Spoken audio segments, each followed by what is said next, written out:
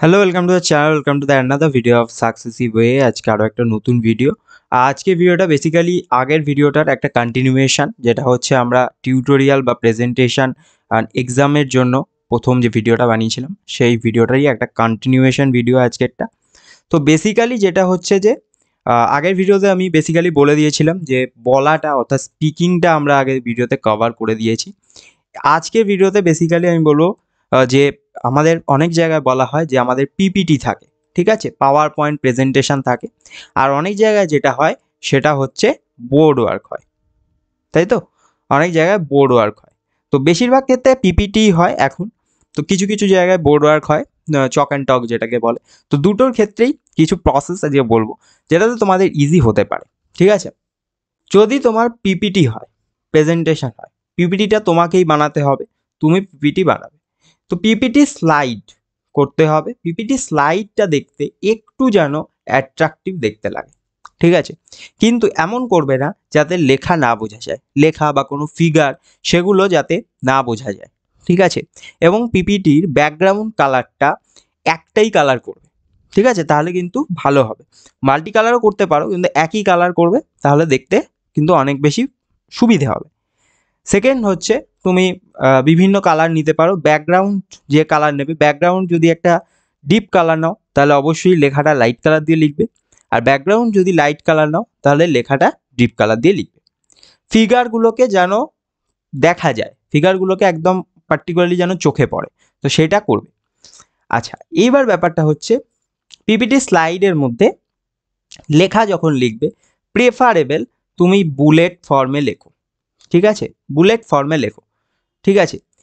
Important জিনিসগুলোকে, important কিছু term বা ইম্পর্টেন্ট কোনো কিছু, সেগুলোকে তুমি আন্ডারলাইন করে নিতে পারো, ঠিক আছে? সেগুলোকে তুমি এরকম আন্ডারলাইন করে নিতে পারো। তাহলে কি হবে, যখন তুমি বলতে যাবে তখন তুমি পুরো পিপিটির লাইন বাই লাইন এরকমভাবে তুমি তো রিডিং পড়লে হবে না, তোমাকে নিজের থেকে কিছু অ্যাড অন করতে হবে পিপিটি ছাড়াও। তো বুলেট ফর্মে যখন লেখা থাকবে, বুলেট ফর্মের প্রত্যেকটা বুলেট পয়েন্ট আছে, এরকমভাবে বুলেট পয়েন্টে তাহলে লেখা থাকবে। আর আন্ডারলাইন যে পার্টগুলো রয়েছে সেই টার্মগুলো তুমি এমফাসাইজ করবে। ডান। এবার ব্যাপারটা হচ্ছে যে তারপরেও কিছু জায়গায় তোমাকে পার্টিকুলারলি বোঝাতে হবে বা পার্টিকুলারলি তোমাকে দেখাতে হবে কোনো গ্রাফ বা কিছু, সেগুলো দেখাতে হবে বা বোঝাতে হবে।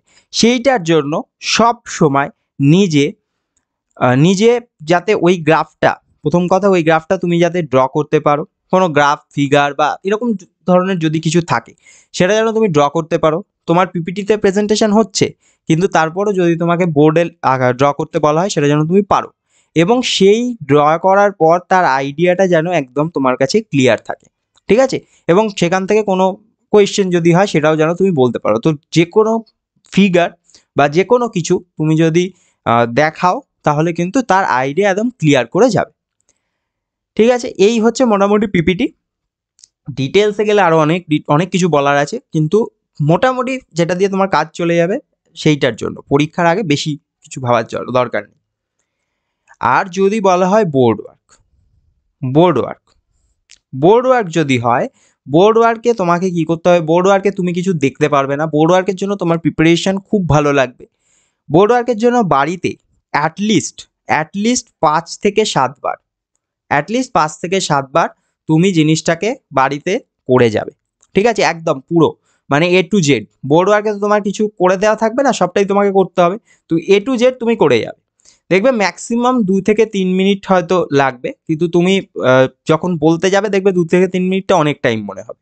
তো তুমি 5 থেকে 7 বার অ্যাটলিস্ট করে যাবে। আর খাতার আমি যদি বলি, তুমি যেহেতু ডায়াগ্রাম অ্যাপ্রোচ করবে বোর্ড ওয়ার্কে, বোর্ড ওয়ার্কে কিন্তু কখনো এরকম লাইন বাই লাইন অ্যাপ্রোচ করবে না, সবসময় এরকম ডায়াগ্রাম অ্যাপ্রোচ করবে, ঠিক আছে? এরকমভাবে যাচ্ছে, এরকম এখান থেকে দুটো বেরোলো বা যাই হোক সেরকমভাবে দেখে নেবে সাবজেক্ট ওয়াইজ। বোর্ড ওয়ার্কে কিন্তু ডায়াগ্রাম অ্যাপ্রোচ করবে। ডায়াগ্রাম অ্যাপ্রোচে মোটামুটি আমি বলছি 3 পেজ, 3 থেকে 4 পেজ হলে অনেক বেশি, 3 থেকে 4 পেজ তো এনাফ, ঠিক আছে? ডায়াগ্রাম অ্যাপ্রোচে তুমি যদি বুঝিয়ে বুঝিয়ে বলতে পারো তো খুব ভালো হয়। যদি তুমি 2 পেজ করতে পারো, 2 পেজের মধ্যে কভার করবে, 2 পেজের মধ্যে তুমি যদি কভার করতে পারো, আর তুমি যদি প্রত্যেকটা স্টেপ তুমি যদি বোঝাতে পারো বা দেখাতে পারো, প্রেজেন্ট করতে পারো, তাহলে বোর্ড ওয়ার্কে 2 পেজে এনাফ, ঠিক আছে, ছোট করবে, টপিককে ছোট করার চেষ্টা করবে। আর পিপিটিতেও যদি হয় তুমি পিপিটির সঙ্গে কয়েকবার বলে যাবে, পিপিটিটার সঙ্গে কয়েকবার মানে নিজে বাড়িতে পিপিটিটাকে চালিয়ে কয়েকবার প্র্যাকটিস করে যাবে। যেটাই হোক যেখানেই হোক সেটা হচ্ছে প্র্যাকটিস কিন্তু দরকার, প্র্যাকটিস ছাড়া সম্ভব নয়। ফার্স্ট প্র্যাকটিস করে যাবে, দেন তুমি দেখবে তখন অনেকটা ইজি। ঠিক আছে, নেক্সট আর একটা ভিডিও হবে যেটা আমরা আরেকটু ডিটেলসে কথা বলবো। তো thank you, keep watching success way.